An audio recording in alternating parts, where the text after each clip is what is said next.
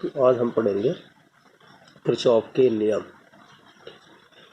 Kirchhoff ने सन 1842 में दो नियम दिए जिनकी सहायता से किसी भी जटिल परिपथ का तुल्य प्रतिरोध परिपथ के किसी भी भाग में धारा एवं परिपथ के किन्हीं दो बिंदुओं के बीच विभवांतर ज्ञात किया जा सकता है। ये नियम ओम के नियम पर आधारित व्यापक नियम है, अर्थात जिन जटिल परिपथों में ओम के नियम की सहायता से हम धारा विभवांतर या तुल्य प्रतिरोध ज्ञात नहीं कर सकते, वहाँ हम इन किरचॉफ के नियमों से ये तीनों चीज़ें ज्ञात कर सकते हैं। प्रथम नियम क्या है? ये तो प्रथम नियम है जिसको हम संधि का नियम के नाम से भी जानते हैं। संधि का नियम है कि किसी वैद्युत परिपथ में किसी भी संधि पर मिलने वाली समस्त धाराओं का बीजीय योग शून्य होता है। गणितीय रूप में इस नियम को हम इस प्रकार से लिख सकते हैं, summation I is equal to 0। किसी भी संधि पे जितनी भी धाराएं आके मिल रही होंगी सबका बीजगणितीय योग 0 होगा। और बीजगणितीय योग है तो इसमें जो है चिन्ह परिपाटी भी हमें लेनी पड़ती है, चिन्ह सहित लेना पड़ता है धाराओं को। तो चिन्ह परिपाटी इसके लिए ये है, चिन्ह परिपाटी के अनुसार संधि की ओर आने वाली धाराओं को हम धनात्मक लेते हैं और संधि से दूर जाने वाली धाराओं को ऋणात्मक लिया जाता है। उदाहरण के लिए जैसे यहाँ पे ये परिपथ, इसमें जो है ये संधि ओ पे जो है धाराएं आ रही है, जो देख सकते हैं I1,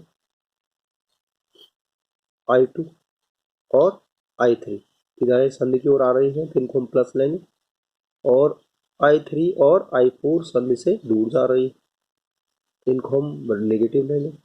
तो समस्त धाराओं का जो बीजीय योग हो जाएगा, I1 संधि की ओर आ रही थी प्लस, I2 संधि की ओर आ रही थी प्लस,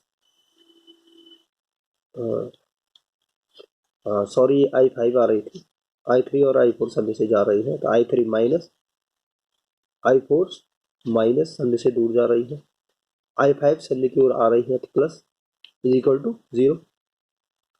तो माइनस माइनस वाले को हम पक्षांतर करें तो इस तरह से लिख सकते हैं इसको, I1 plus I2 plus I5 is equal to I3 plus I4। ये तीनों जो धाराएं संधि की ओर आ रही है, ये I3 और I4 संधि से जा रही है। अर्थात इस नियम को हम इस तरह से भी कह सकते हैं कि जो संधि की ओर आने वाली धाराओं का योग, केवल साधारण योग, बीजगणितीय योग नहीं कहेंगे इसमें, यानी चिन्ह सहित नहीं लेंगे, केवल साधारण योग संधि से दूर जाने वाली धाराओं के योग के बराबर है। जितनी धाराएं संधि की ओर आएंगी उतनी धाराएं संधि से जाएंगी। दूसरे शब्दों में इस धारा का मतलब होता है पर सेकंड आने वाला आवेश, अर्थात जिस दर से आवेश प्रवाह की दर को धारा कहा जाता है। जिस दर से आवेश संधि की ओर आता है उसी दर से वहां से निकल भी जाता है, यानी जिस दर से आवेश संधि की ओर आए उसी दर से संधि से निकल गया। अर्थात संधि पे न तो कोई आवेश उत्पन्न हो रहा है, न ही कोई आवेश संधि पे लुप्त हो रहा है, ठीक है ना। आवेश संधि की ओर आता है, न ही वहां से, अर्थात संधि न तो आवेश स्रोत का कार्य करती है, आवेश स्रोत का मतलब कोई आवेश वहां पर उत्पन्न नहीं हो रहा है, न ही सिंक यानी कोई आवेश वहां पे लुप्त भी नहीं हो रहा है, अवशोषित नहीं हो रहा है। स्पष्ट है जो किरचॉफ का पहला नियम है वो आवेश संरक्षण का ही कथन है, साथ ही आवेश संरक्षण के सिद्धांत की पुष्टि करता है। इस पे ही आधारित है आवेश संरक्षण के सिद्धांत पे। अब किरचॉफ का जो द्वितीय नियम है इसको हम लूप नियम के नाम से भी जानते हैं। लूप नियम क्या है कि किसी बंद परिपथ के विभिन्न अवयवों के टर्मिनलों के बीच विभवांतरों का बीजीय योग सदैव शून्य होता है। किसी बंद परिपथ के विभिन्न अवयव से मतलब है प्रतिरोध या विद्युत भागवत स्रोत, सेल, बैटरी आदि जो भी है, के टर्मिनलों के बीच विभवांतरों का बीजीय योग सदैव शून्य होता है। और इसके लिए भी जो हमारे पास गणितीय रूप में परिपथ के अवयवों से वह धाराओं के स्रोत यानी विद्युत भाग स्रोत यानी बैटरी, सेल एवं प्रतिरोध से है। तो इसको हम mathematically summation V is equal to 0 लिख सकते हैं। तो परिपथ में जो विद्युत वाहक बल स्रोत लगे हैं वो विभव को बढ़ाते हैं, यानी सेल को विभव बढ़ाएंगे, और प्रतिरोध में विभव का पतन होगा, यानी वहां हम विभव को माइनस में लेंगे। अतः दूसरे शब्दों में इस नियम को हम इस प्रकार से भी लिख सकते हैं, इसी नियम को इस प्रकार से भी कहा जा सकता है कि किसी बंद परिपथ में विद्युत वाहक बलों का बीजीय योग परिपथ में लगे प्रतिरोधों में विभव पतन के बीजीय योग के बराबर होता है। यानी विद्युत वाहक बल जितना भी होगा, टोटल विद्युत वाहक बल summation E is equal to summation R. जितना विद्युत वाहक बल परिपथ में होगा उतना ही परिपथ में लगे प्रतिरोधों में विभव पतन भी होगा, या summation E minus summation I R is equal to 0, इस तरह से हम लगा सकते हैं। अब यहाँ भी विद्युत वाहक बलों की योग के लिए बराबर योग के लिए चिन्ह परिपाटी हमें लगानी पड़ती है, इसके लिए चिन्ह परिपाटी हमें लगानी। तो इसके लिए चिन्ह परिपाटी का प्रयोग जरूरी है। चिन्ह परिपाटी क्या है, क्या इसके लिए होना चाहिए? पहली तो बात है कि परिपथ क्या होना चाहिए, बंद होना चाहिए, जो कि कथन में कहा भी गया है। अर्थात परिपथ का प्रारंभिक और अंतिम बिंदु एक ही होना चाहिए, अन्यथा इस नियम से प्रारंभिक और अंतिम बिंदुओं के बीच विभवांतर प्राप्त होगा, क्योंकि तब समेशन जो है 0 नहीं हो, विभवांतर 0 नहीं हो पाएगा, ठीक है ना। 0 जब भी होगा जब प्रारंभिक और अंतिम बिंदु एक ही हो। सेकंड, परिपथ में लगे विद्युत वाहक बल जो सीट है या स्रोत है, मैं ऋण टर्मिनल से धन टर्मिनल की ओर विद्युत वाहक बल ई धनात्मक लेते हैं, यानी अर्थात सेल में जैसे यहाँ पे हम ये सेल है, सेल में हम यदि ऋण टर्मिनल इस तरफ धन टर्मिनल तो ऋण से धन की ओर यदि चलेंगे तो इसको ई को पॉजिटिव लेंगे, और यदि उल्टा चलेंगे धन टर्मिनल से ऋण टर्मिनल की ओर तो इस ई को नेगेटिव लेंगे। विद्युत वाहक बल ऋणात्मक लेते हैं। अब प्रतिरोधों में धारा की दिशा में विभव पतन धनात्मक अथवा विभवांतर ऋणात्मक लेते हैं। जब हम सेकंड इस कथन को हम विभव पतनों के रूप में कहा था, तो तब यहाँ जब हम लिखेंगे तो धारा की दिशा में विभव पतन तो पॉजिटिव लिया जाएगा, लेकिन जब हम पहले नियम से समीशन v इक्वल टू 0 के हिसाब से लिखेंगे विभवांतर, तो विभवांतरों को ऋणात्मक लिया जाएगा। चाहे इस कथन के हिसाब से लिखें तो यहाँ हम नेगेटिव लेना पड़ेगा विभवांतर को धारा की दिशा में प्रतिरोध में, और इस कथन के हिसाब से लिखेंगे तो विभव पतन को ऋणात्मक लेना पड़ेगा। विभव पतन को धनात्मक लेंगे धारा की दिशा में, सॉरी, और विभवांतर को ऋणात्मक लेंगे। जब विभव पतन धनात्मक अथवा विभवांतर ऋणात्मक लेंगे, धारा की दिशा में विभव पतन को तो पॉजिटिव लेंगे, विभवांतर को ऋणात्मक लेंगे। जबकि प्रतिरोध में जब हम धारा की विपरीत दिशा में जाएंगे तो विभव पतन ऋणात्मक अथवा विभवांतर धनात्मक लेंगे। अब इस नियम को समझने के लिए हम इस लूप में लेते हैं। देखो कोई भी इस लूप की बात करते हैं। यहाँ पे ये लूप है, ये एक बंद लूप है, A B E F A, इस बंद लूप।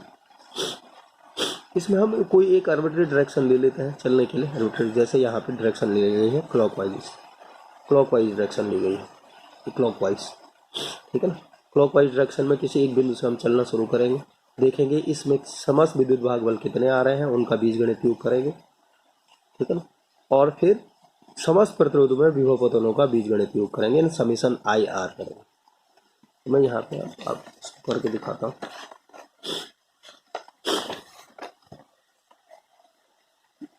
देखो इसमें हम बिंदु ए से यदि चलना शुरू करते हैं, इसे इस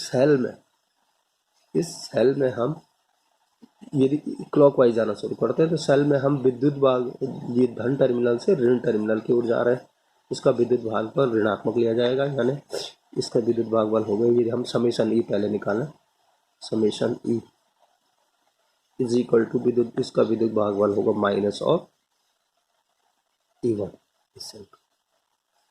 इससे आगे चला, देखो इसमें दूसरा कोई सेल हमें प्राप्त नहीं हुआ, दूसरा कोई सेल नहीं, दूसरा कोई सेल नहीं, यानी समीशन विद्युत भागबल हमारे पास कुल यही आया, समीशन माइनस E1। अब समीशन आई आर हम निकालें, समीशन आई आर, समीशन आई,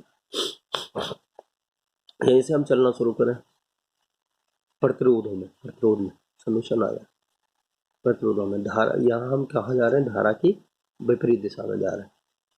इस वाले प्रतिरोध में धारा ऊपर की तरफ आ रही है I3 और हम नीचे की तरफ जा रहे हैं, यानी हम धारा की विपरीत दिशा में जा रहे हैं।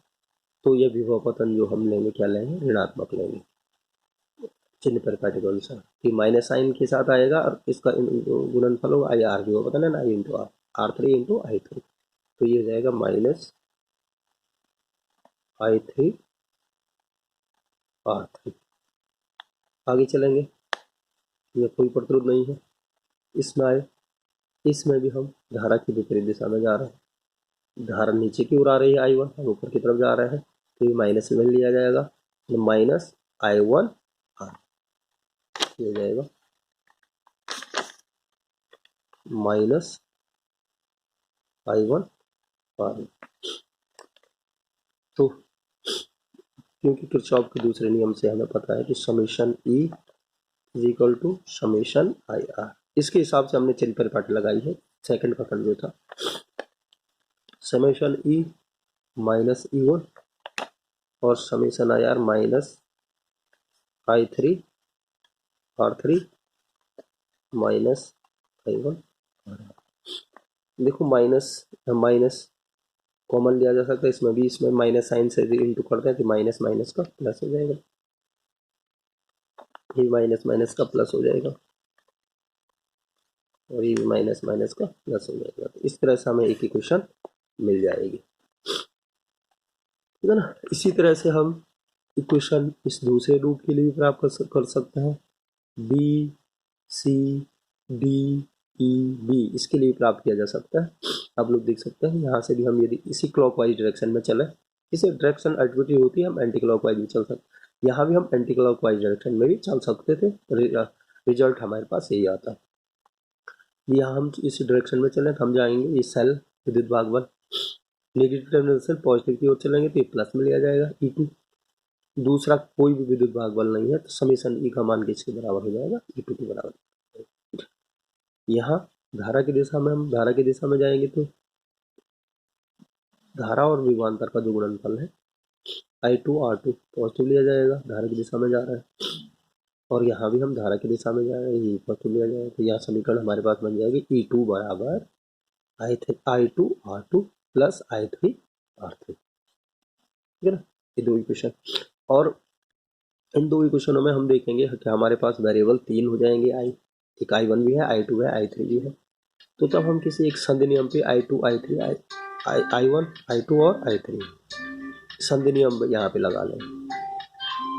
इस संधि की ओर आने वाली धारा I3, संधि से जाने वाली धारा I1 और I2, I3 किसके बराबर हो जाएगी, I1 प्लस I2। इक्वेशन में I3 की जगह हम I1 I2 रिप्लेस कर सकते हैं, दोनों समीकरणों को हल कर कर I1 और I2 की वैल्यू निकाल सकते हैं। E1 E2 हमें गिवन में होंगे, R1 R2 R3 गिवन में होंगे। तो इस प्रकार से हम सॉल्व करके I1 I2 के मान को निकाल सकते हैं। किरचॉफ का दूसरा नियम, संधि लूप नियम। Thank you.